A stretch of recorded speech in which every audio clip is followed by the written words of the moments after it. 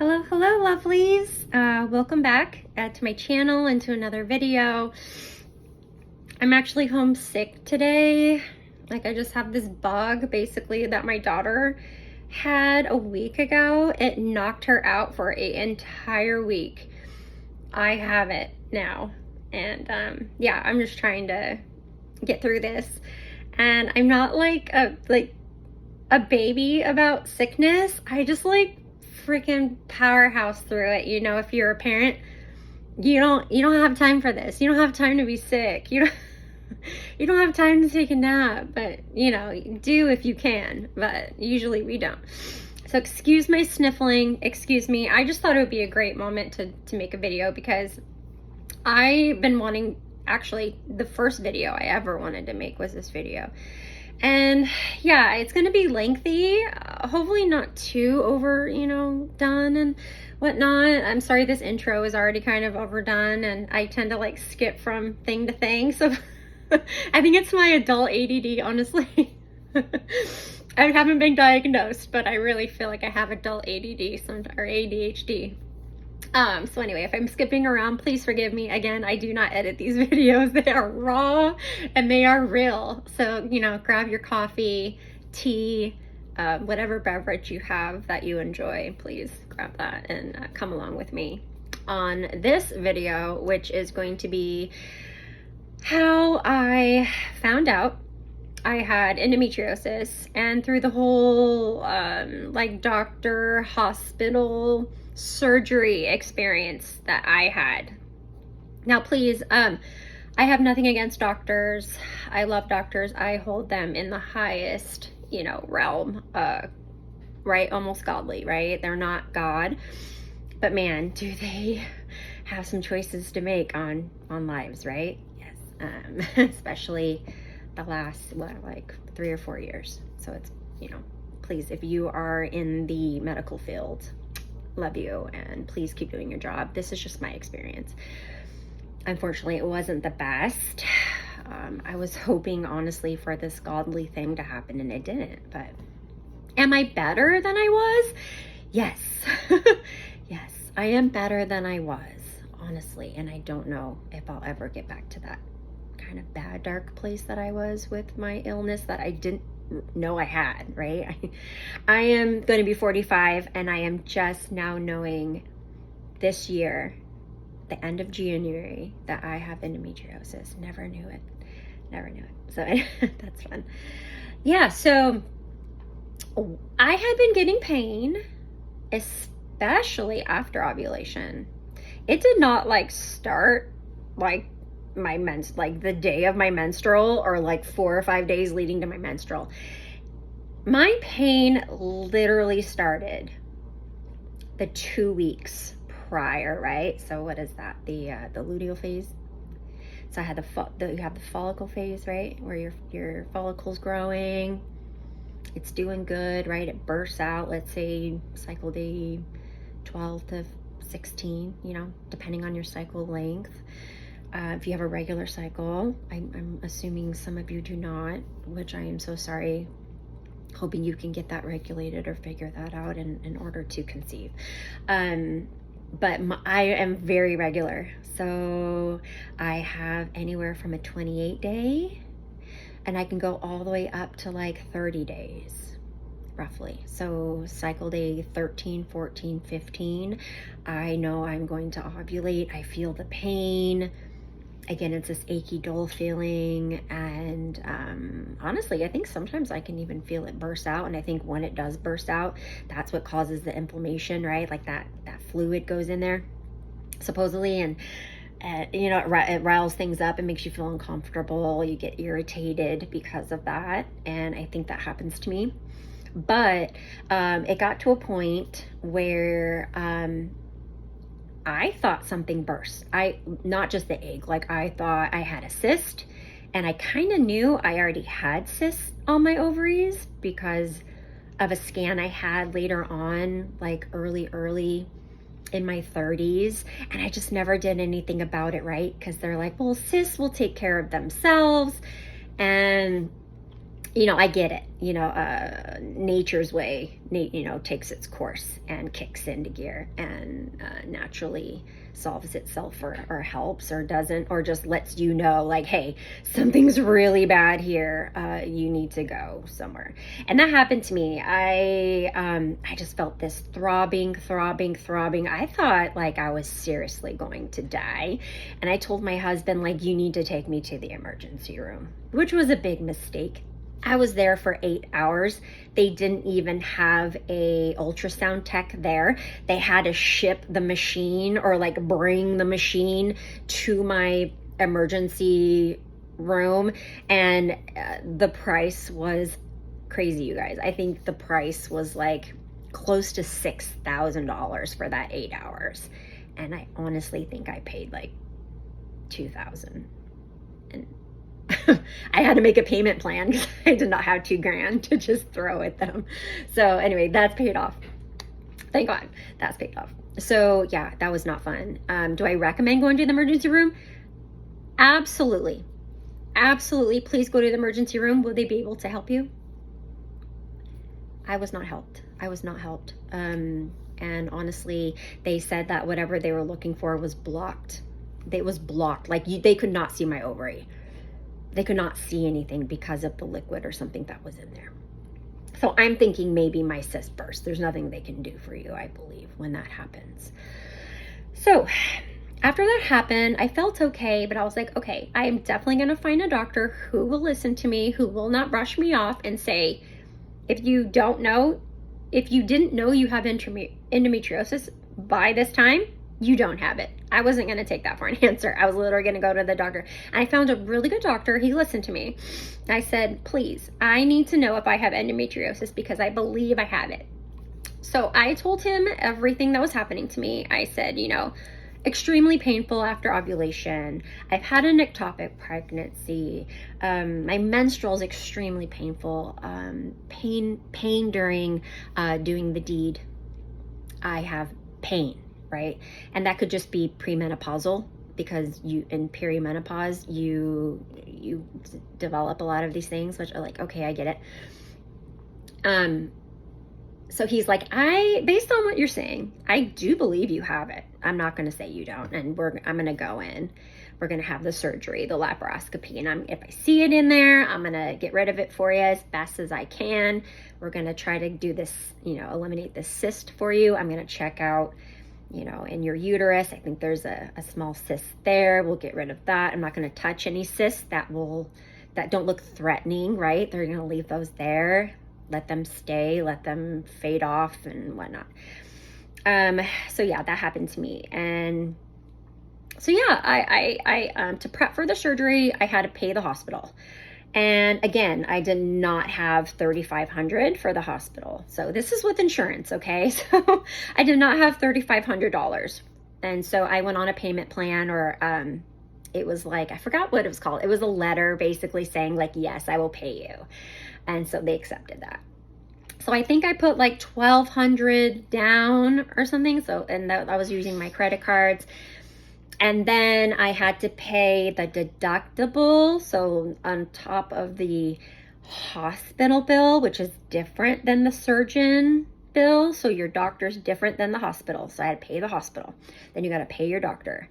And I want to say it was another $3,500, which I put like $1,500 down, again, using insurance money that we had accumulated. So that went there, and also using a credit card. So I was able to pay off those two, you know, or get those going to where I would be accepted to have the surgery.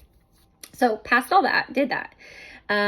So yeah, so surgery, let's just say surgery day, you know, I'm there, we get checked in super early. My daughter went to a friend's house. My friend was so sweet. God bless her. She took my daughter in for the day. Actually, she had a sleepover, and we went to go get her the next day because your laparoscopy, they're going to feed you a cracker. Make sure you can take a sip of water. If you can take a cracker and water down, they're like, okay, peace out, you know, boy, Girl Scout, you're good. So I got to go home after that. But so surgery, yeah, they, you know, I get prepped. It's fine. My surgeon comes in, the anesthesiologist, okay. Oh my God. My anesthesiologist right there. That's the one that like knocks you out. He puts you out. Excuse me again. So sorry about this nasally thing. I am so sorry if I'm sniffling, if I'm like wiping my nose. I am so sorry. I really wanted to make this video though, because I was feeling like better than I was. So I decided to get this done. Anyway, so sorry. And, but by the way, you have to pay the anesthesiologist separate too. So they could be anywhere from $900 to, you know, $1,500, depending on the length of surgery, how much you need anesthesia.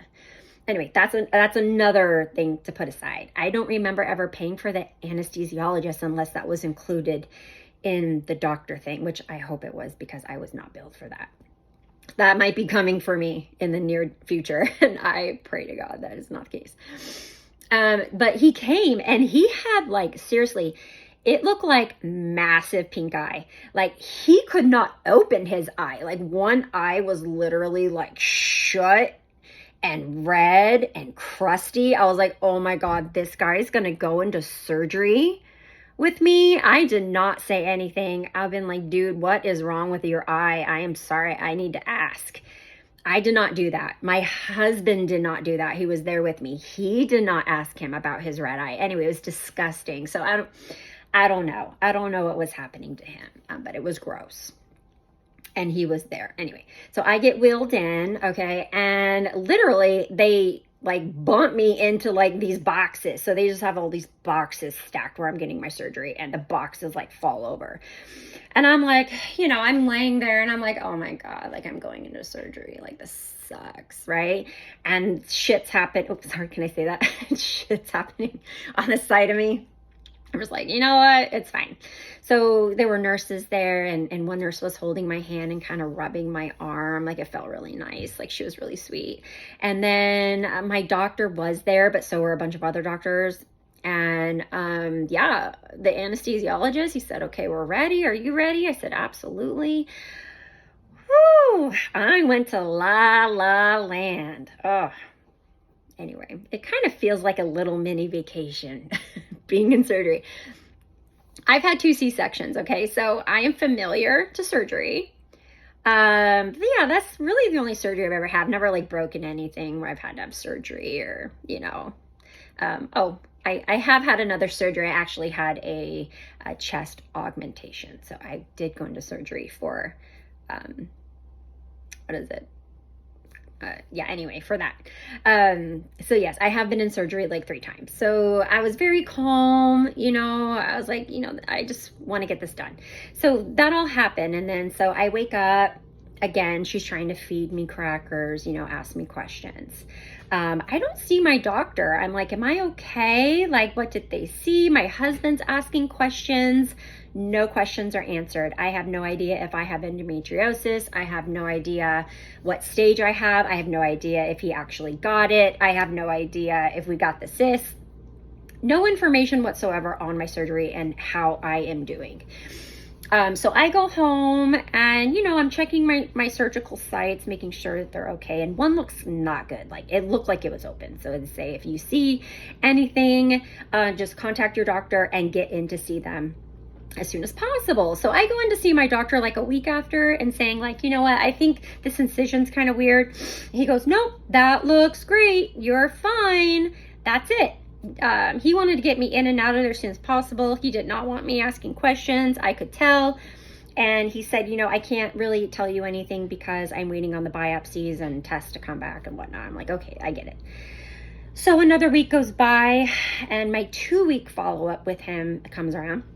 And I'm thinking, okay, I'm going to get all this information. I'm finally going to know. I'm going to feel better about this. And I healed great during my surgery. My husband made me smoothies, which I quite enjoyed. And yeah, I did great. I used my, you know, my drugs that I was prescribed. And again, I'm not a big pill taker, you know, for pain. So, but I'm glad I used them. I am so glad I used them. Like, take your pain meds, okay? Take your pain meds. Don't get into trouble thinking like you're a hero. You know, I'm gonna do this and that, and I'm not gonna take my pain meds because I don't want to get addicted and what. I mean, if you have addictive personality, you know, please use them with caution. But for me, oh, it was the best when I took them. I felt just really relaxed. The pain went away instantly. It was great. And I think I honestly used my pain meds even after my surgery, when some of my cycles, not the cycles after my surgery, but cycles, like recent cycles, like 5 months after, 6 months after, 7 months after, my cycles have been getting more painful, unfortunately, which I'm just guessing that the tissues and lesions and stuff are growing back, like the endo's coming back, which it does. There's no cure. You can only just eat right, eat healthy, try to keep inflammation down, and just basically try to live with it unless you go on birth control. And mind you, I was on birth control and IUDs my whole life. So I haven't really had those endometriosis symptoms other than when I was trying for my last baby and I was off the IUD, is when the endometriosis really came at me. It was like, I'm here. I've been dormant your whole life. Here I am. I got you.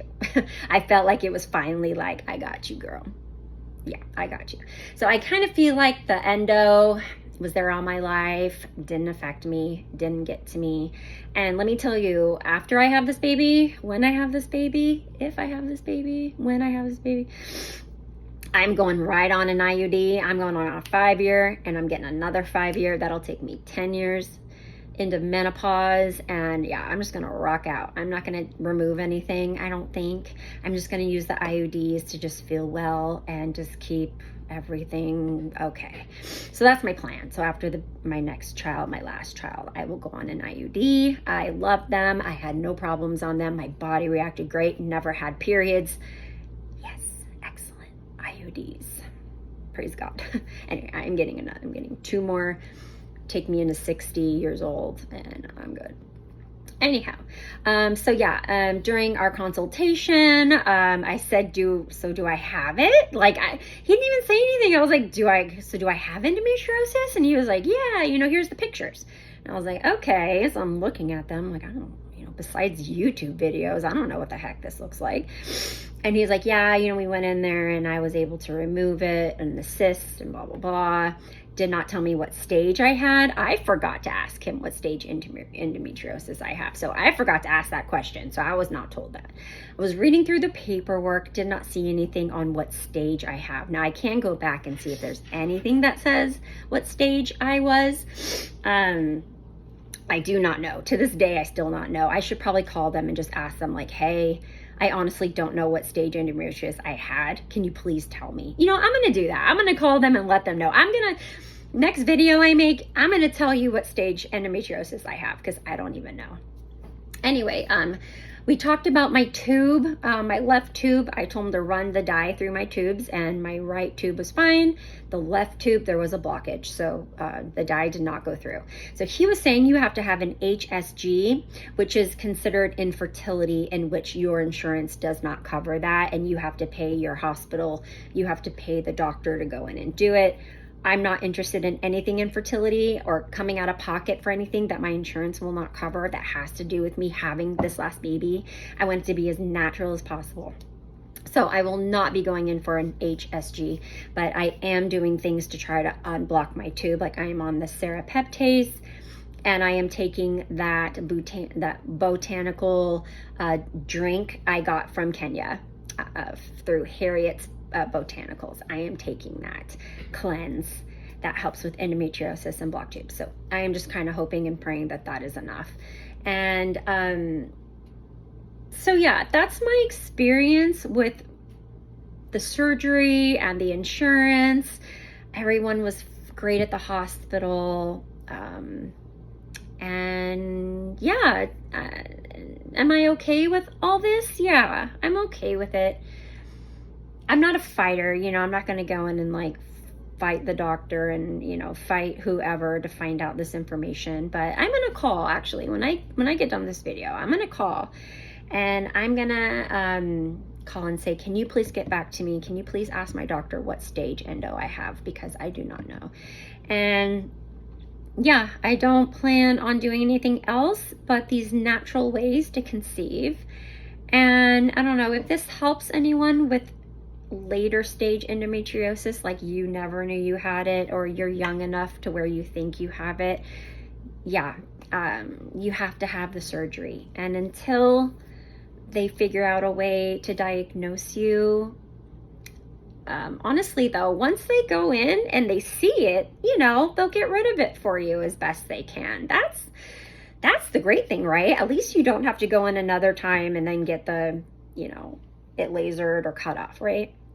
So it's good that when you're in there getting diagnosed, they're in there. If they see it, they'll treat it for you, which is great. And I appreciated that. I liked my doctor. I just think the lack of communication, him not being there right after my surgery to let me know what had happened, if he found it, what stage I had, that I was not okay with. And the 2 weeks I was waiting to go see him for my follow-up appointment, I was not told anything either. I was basically home.